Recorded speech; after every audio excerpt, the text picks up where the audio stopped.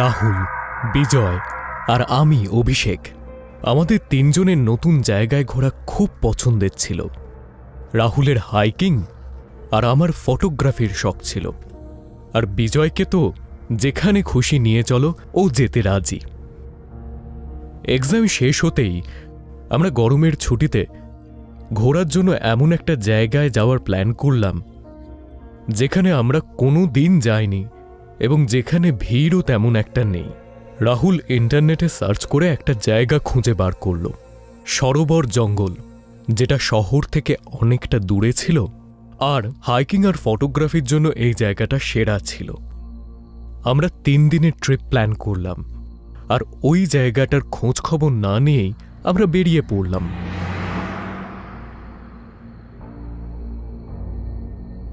যখন আমরা ওখানে পৌঁছলাম তখন দেখলাম ওই জঙ্গল বেশ সুন্দর ছিল এবং ঘনও ছিল। আমরা আমাদের জীবনে এত সুন্দর পরিষ্কার জায়গা কোনোদিন দেখিনি। জঙ্গলের ভেতর খুব ঠান্ডা ছিল, আর ওখানে একটা সতর্কবাণীও ছিল, ভেতরে বিপদ আছে। আমাদের মনে হলো জন্তু জানোয়ারদের জন্য হয়তো এই সতর্কবাণীটা লেখা রয়েছে, তাই আমরা গুরুত্ব না দিয়ে এগিয়ে চললাম। আমি ওখানে অনেকগুলো ছবি তুললাম। সমস্ত ছবিতে পিছনে একটা কালো ছায়া বারবার আসছিল।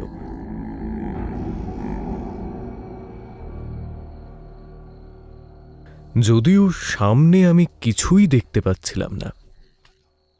যখন আমরা আরও ভেতরে গেলাম তখন আমার ক্যামেরা একেবারে অফ হয়ে গেল। তুমি ক্যামেরায় ব্যাটারি ভরেছিলে তো, নাকি ভুলে গেছো? না, ভুলিনি। বাড়ি থেকে বেরোনোর সময় নতুন ব্যাটারি আমি লাগিয়েছিলাম। আমরা ওই জঙ্গলের আরও ভেতরে যেতে লাগলাম, আর সেই সময় আমার মনে হলো কেউ যেন আমাদের পেছন থেকে আমাদেরকে দেখছে।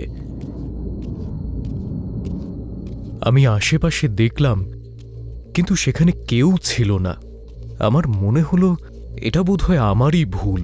আমরা যতই জঙ্গলের ভেতরে যেতে লাগলাম ততই ঠান্ডা যেন বাড়তে শুরু করলো, আর অন্ধকারও। শুধু এটাই নয়, ওখানে আমরা একটা অদ্ভুত গন্ধ পাচ্ছিলাম, যেন অনেকগুলো জন্তু ওখানে মরে পড়ে রয়েছে। কিন্তু আমরা গুরুত্ব দিলাম না। জঙ্গলে জন্তুদের মরা কোনো নতুন ব্যাপার নয়। এ কি, এত ঠান্ডা? এই খানিকক্ষণ আগেও তো এতটা ঠান্ডা ছিল না এখানে। আমার মনে হয় এবার আমাদের একটু দাঁড়ানো উচিত। আমরা বরং একটু রেস্ট নিয়ে নিই, তারপরে আবার হাঁটি। আরে, বিজয় কোথায় চলে গেল? পেছনেই তো ছিল। জানি না, ও আবার কোনো রাস্তা ভুল করল না তো। আমরা ওকে ডাকতে লাগলাম, বিজয়, বিজয়, কোথায় আছো তুমি?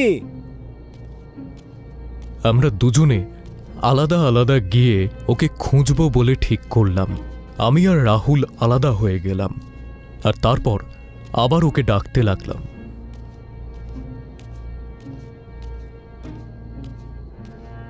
ভাই বিজয়, কোথায় তুমি?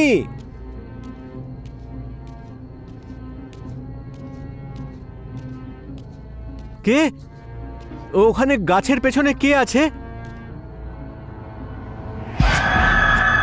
বাঁচাও, বাঁচাও!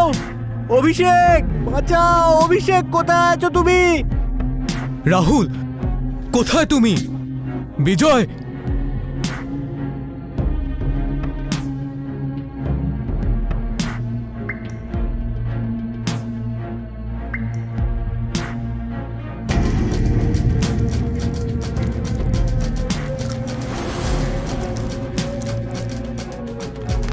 সৌভাগ্যবশত আমি ওখান থেকে দৌড়ে পালানোর সময় আমি একটা মন্দিরের ঘণ্টার আওয়াজ শুনতে পেলাম।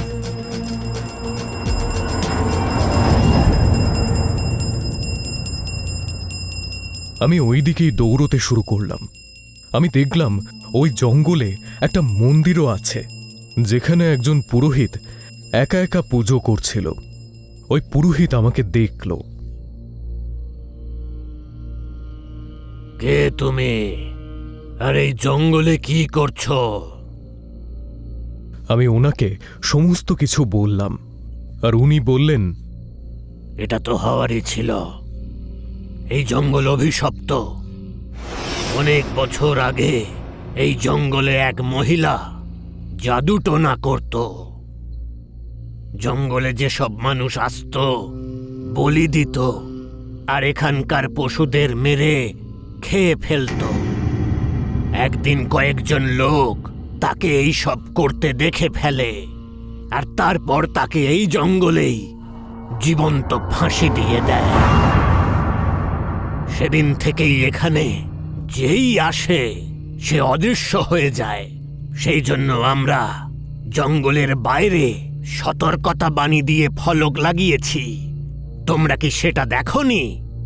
তখন আমার মনে হলো আমরা কত বড় ভুল করে ফেলেছি। ওই সতর্কবাণীকে উপেক্ষা করে ওই পুরোহিত বললেন যে আমি এখন সুরক্ষিত। ওই ডাইনি এই মন্দিরের কাছাকাছি আসতে পারবে না। আমি আমার ভাগ্যকে ধন্যবাদ দিলাম আর ওখান থেকে বেরিয়ে এলাম। আজও আমার নিজের বন্ধুদের কথা বড্ড মনে পড়ে। এই ঘটনা ঘটার পর 40 বছর কেটে গেছে। আমার ছেলে নিজের কাজের জন্য অন্য শহরে থাকে, আর আজকে আমার নাতি অখিলের জন্মদিন। এই জন্য আমি ওকে ফোন করে শুভেচ্ছা জানাবো।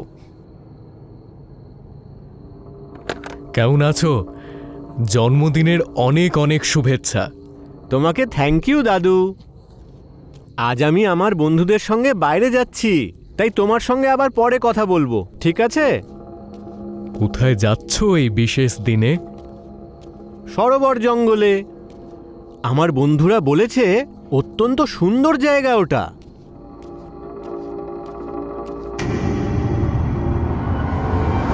কি? না, আমার কথা শোনো, ওখানে যেও না। হ্যালো হ্যালো অখিল, হ্যালো দাদু। হ্যালো হ্যালো দাদু।